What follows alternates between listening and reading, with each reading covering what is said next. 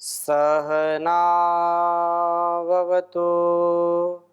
सहनो भुनक्तु सह वीर्यं करवावहै तेजस्विनावधीतमस्तु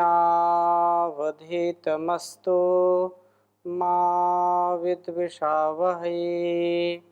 ओम शांति शांति शांति। वेदो अखिलो धर्म मूलम। वेद सब सत्य विद्याओं का पुस्तक है। वेद का पढ़ना, पढ़ाना, सुनना, सुनाना सभी आर्यों का अर्थात सभी श्रेष्ठ जनों का परम कर्तव्य है। उसको अपने मन, वाणी और कर्म में उतारना अर्थात उसका आचरण करना भी हम सबका परम कर्तव्य है। वेदों का ज्ञान जो सबसे महान है, हमारे प्रत्येक गुणकर्म स्वभाव को सुंदर बनाने वाला है। हम इस संसार के विषयों में केवल उलझे ना रहें।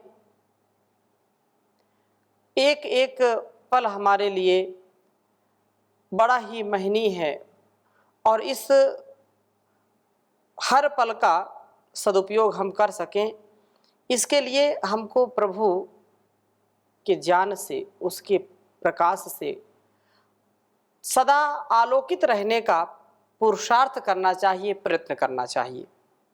बिना पुरुषार्थ के, बिना प्रयत्न के कभी भी हम इस सद्कामना को, इस मंगल कामना को पूरा नहीं कर सकते हैं।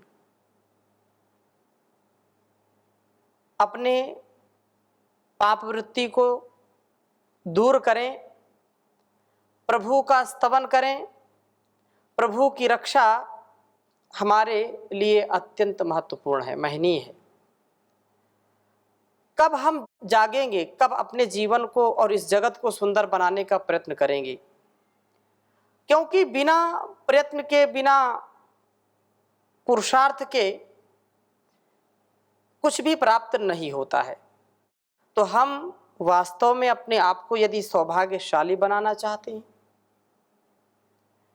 तो अपने आप को सुंदरता से जीने का प्रयास करना चाहिए, प्रयत्न करना चाहिए। क्योंकि कल किसने देखा? कल जो आया नहीं, कल जो व्यतीत हो गया है। वर्तमान हमारा निर्दोष है। इस वर्तमान में अपने आप को हम हर प्रकार के सौभाग्य से परिपूर्ण कर लें। इसके लिए हमको परमात्मा की शरणागति अवश्य ही प्राप्त करनी चाहिए। ऋग्वेद के दूसरे मंडल के 30वें सूक्त के दूसरे और पहले मंत्र में अत्यंत महनीय बात कही है। पहले हम 30वें सूक्त के पहले मंत्र का स्वाध्याय करते हैं। इसको मैं लिखता हूं पहले, फिर चर्चा करूंगा।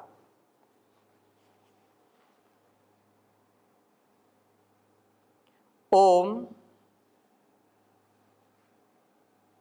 ऋतं देवाय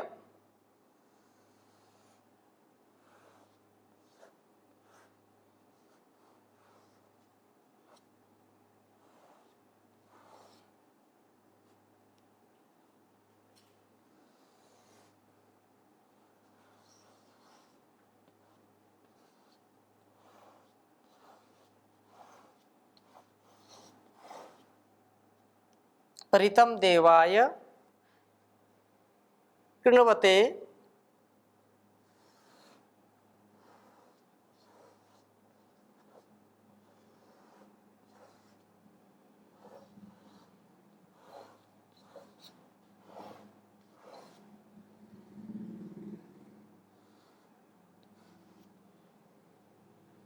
कृण्वते सवित्र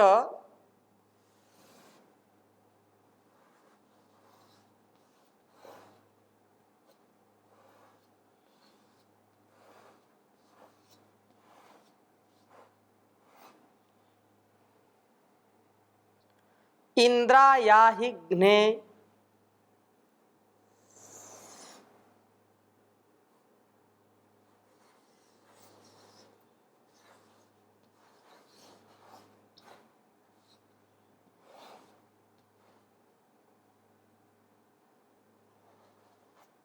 इंद्रा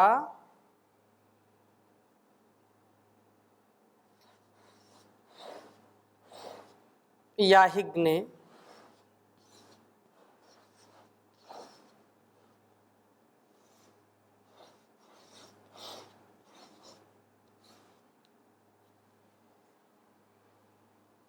घ्ने न रमन्त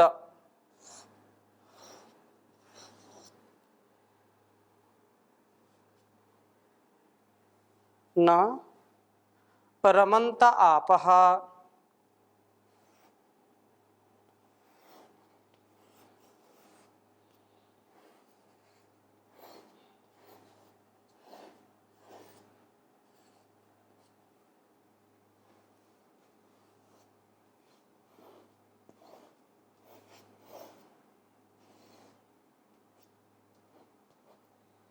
न रमन्त आपः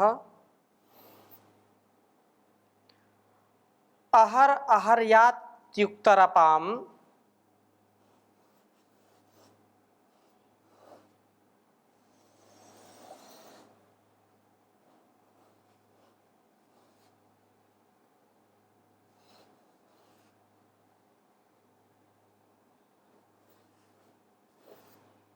अहरह अहर्यात्युक्तरपाम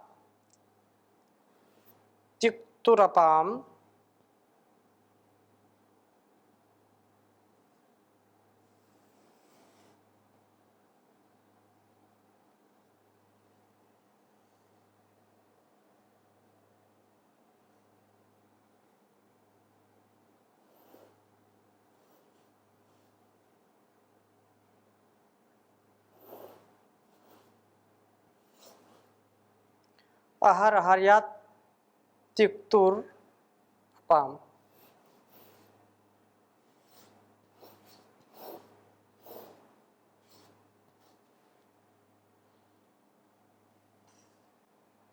कियात्या प्रथमः सर्ग आसाम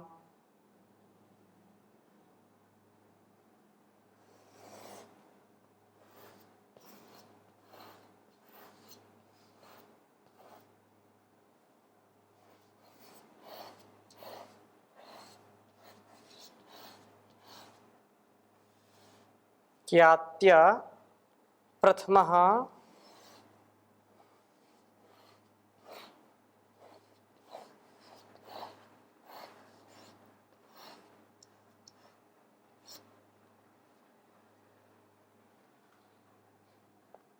सर्ग आसाम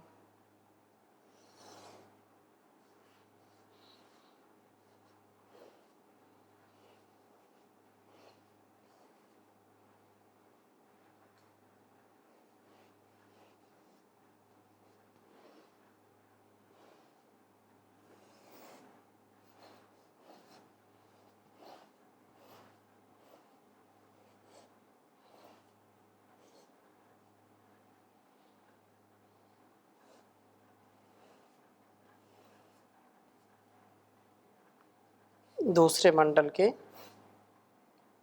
30वें सूक्त का पहला मंत्र है यह।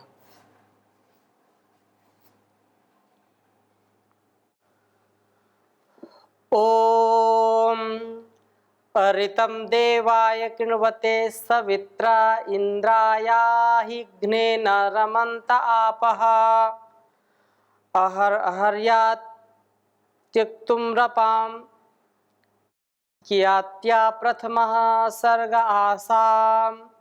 ओम ऋतं देवाय कृण्वते सवित्रा इंद्रायाहिघ्ने न रमन्त आपः अहर अहर्यात्युक्तरपाम क्रियत्याया प्रथमः सर्ग आसाम।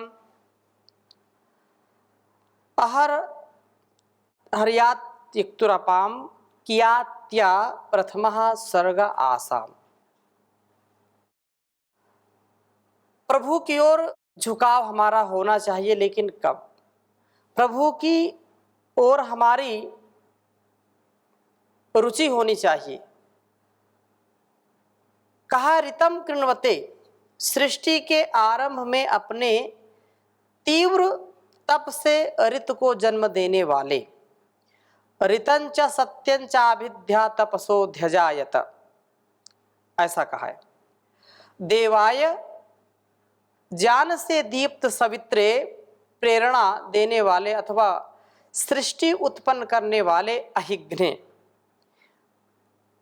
वासना को वृत्र अहि विनष्ट करने वाले इंद्राय, परम ऐश्वर्यशाली यदि परम ऐश्वर्य, प्रभु के लिए आपह प्रजाएं, आपो वही नर सूनवः कहा है। न रमन्ते, रमण व क्रीड़ा वाली नहीं होती। सामान्यतः मनुष्यों का झुकाव प्रभु की ओर, उस परमात्मा की ओर नहीं होता। जैसे एक बच्चा खिलौने से खेलने में मस्त रहता है, माता को भूल जाता है, इसी प्रकार से संसार के इन भोग विलासों में, छोटे छोटे सुखों में, छोटे छोटे तुच्छ क्षणिक सुखों में हम ऐसे लिप्त हो जाते हैं कि उस जगन माता, जगत पिता, परम माता को भुला देते हैं, बिसरा देते हैं। और इस संसार की हम उपासना करते हैं। इस संसार का जो कुछ भी सुख है उसी में हम मस्त रहते हैं। हमको कोई चिंता होती नहीं है। हमको कोई भी जागरूकता पूर्वक यदि आगे बढ़ाना भी चाहता है तो हम बढ़ना नहीं चाहते। फल तो अच्छा मिले, मीठा मिले, लेकिन उसके लिए कर्म श्रेष्ठ नहीं करना चाहते हैं। तो हम इसको क्यों करें, किस लिए करें? अनेक प्रश्न लोग उठाते हैं। क्यों करें? हमको जब ऐसे ही सब प्रकार से सुख मिलता है, सब प्रकार से जो प्राकृतिक चीजें हैं उपलब्ध हो जाती हैं, तो आवश्यक है ईश्वर का हम भजन करें, ईश्वर की ओर हम झुकें, ईश्वर का नमन करें। कोई आवश्यक नहीं, क्योंकि कर्म प्रधानता है। कर्म हम जैसा करेंगे वैसा फल मिलेगा। तो ईश्वर की उपासना क्यों करना, ईश्वर की स्तुति प्रार्थना क्यों करना? ऐसे भी बहुत लोग मिल जाते हैं। तो प्रभु की ओर झुकाव नहीं होता है। और वो जैसे एक छोटा बच्चा, खिलौना उसको मिलता है और उसी खिलौने में उसी प्रकार से लिप्त हो जाता है। लेकिन जब उसको भूख लगती है, कोई खतरा आता है, कोई संकट आता है, तो माँ याद आती है। जो जागरूक होते हैं वे हर परिस्थिति में, हर देश काल स्थिति में अपने मन स्थिति को बदलने नहीं देते हैं और ईश्वर के प्रति पूर्ण कृतज्ञ होते हैं। ईश्वर की पूर्ण कृतज्ञता का वो अनुभव करते हुए सकल संसार के सकल कर्म जो हैं उनको करते हैं। कहा है कि इसी प्रकार से संसार के विषयों में बद्ध हुए हम प्रभु को भूल जाते हैं। अहरह प्रतिदिन, अहरह अर्यात्युक्तुरपाम प्रतिदिन अवक्तुः, अहरह प्रतिदिन अवक्तुः, प्रकाश की जो किरण हैं, वो प्रकाश की किरणें याति मनुष्य को प्राप्त होती हैं।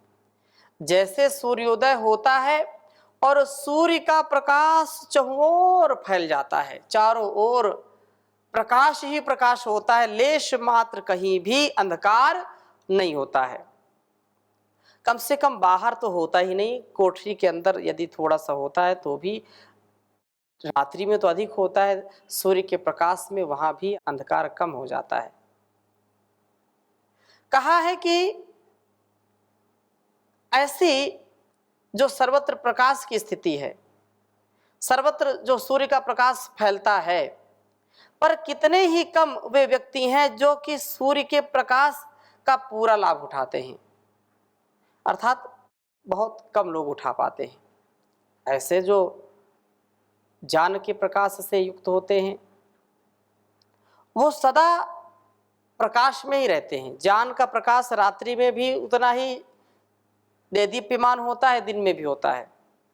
ज्ञान का सूर्य, ज्ञान का प्रकाश सर्वत्र फैला हो, सबके हृदयों में सबका गुणकर्म स्वभाव संस्कार एक हो तो बहुत अच्छा हो जाए।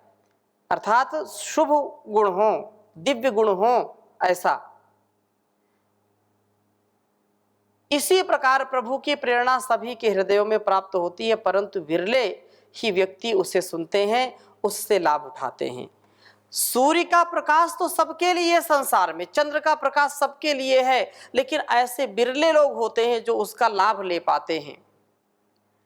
कितने ऐसे लोग हैं जो संसार में जो सूर्य को देख नहीं पाते, सूर्य का प्रकाश नहीं ले पाते। ऐसे बहुत शहर हैं, बहुत ऐसे देश हैं, ऐसे भौगोलिक क्षेत्र हैं जहां पर सूर्य का प्रकाश बहुत कम पड़ता है।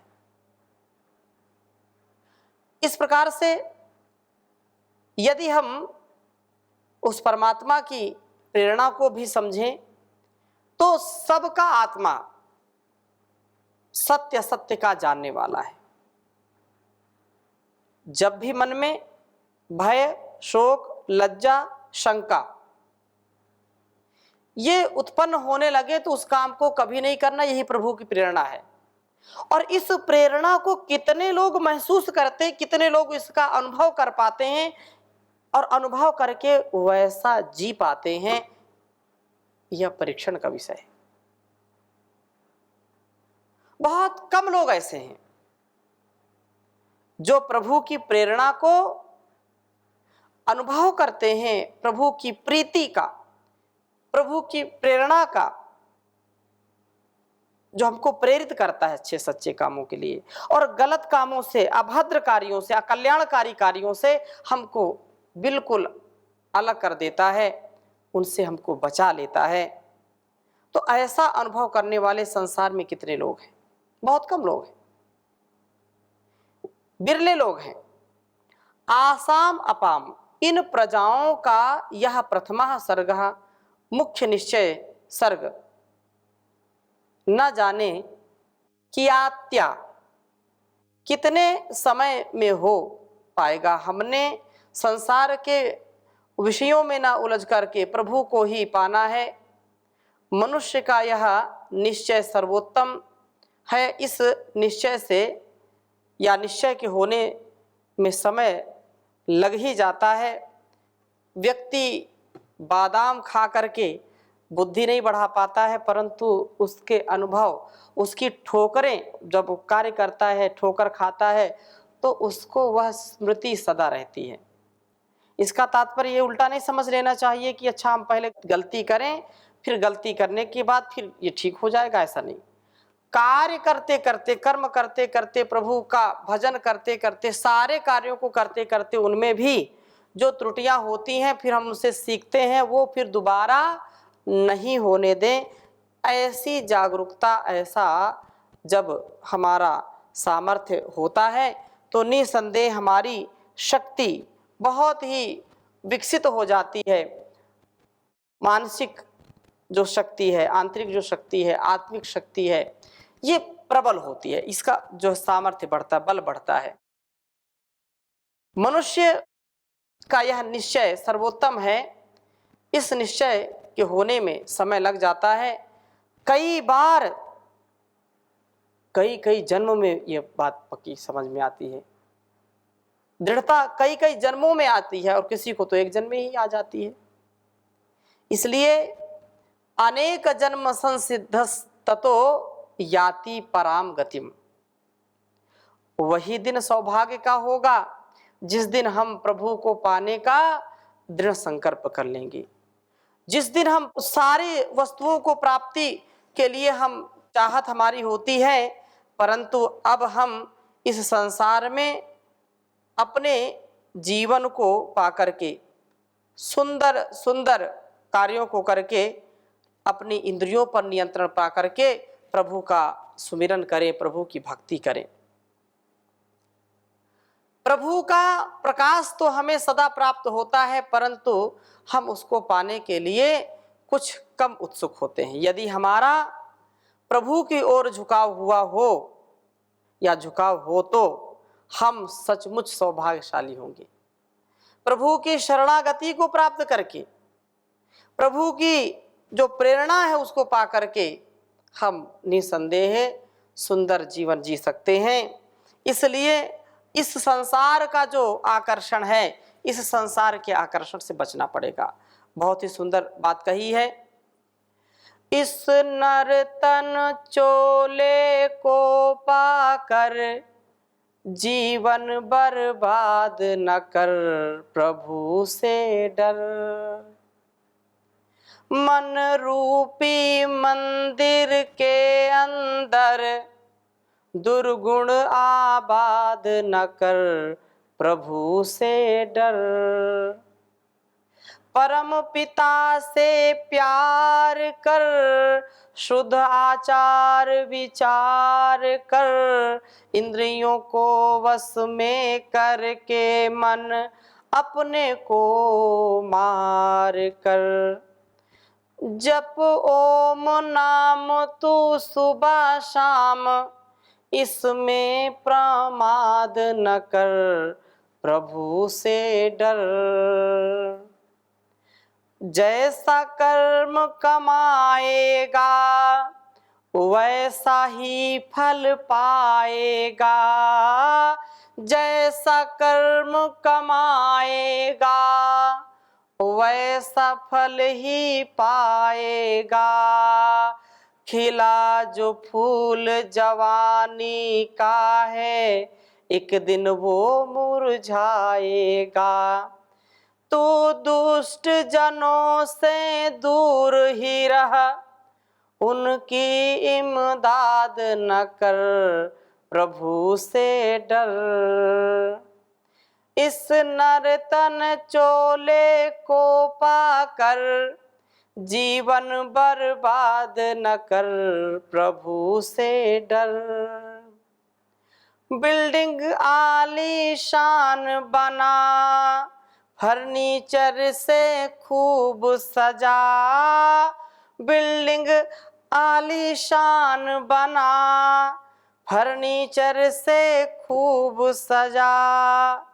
बिजली के पंखे टिक करके करता है ये साज सजा। पर अपने सुख के लिए किसी का, पर अपने सुख के लिए किसी का घर बर्बाद न कर, प्रभु से डर। मन रूपी मंदिर के अंदर दुर्गुण आबाद न कर, प्रभु से डर। यदि है नौकर सरकारी, भूमिपति हो या व्यापारी, मास्टर डॉक्टर बैरिस्टर है या नेता खद्दरधारी, दुनिया में आकर के बंदे कोई अपराध न कर, प्रभु से डर। मन रूपी मंदिर के अंदर दुर्गुण आबाद न कर, प्रभु से डर। सेवा अपना लक्ष्य बना, दीन दुखी के कष्ट मिटा। सेवा अपना लक्ष्य बना, दीन दुखी के कष्ट मिटा। हीरा जन्म अमोलक है, मिट्टी में ना इसे मिला, मिट्टी में ना इसे मिला। मन को संभाल तू नंदलाला, इसको आजाद न कर, प्रभु से डर। इस नर्तन चोले को पाकर जीवन बर्बाद न कर, प्रभु से डर। मन रूपी मंदिर के अंदर दुर्गुण आबाद न कर, प्रभु से डर, प्रभु से डर।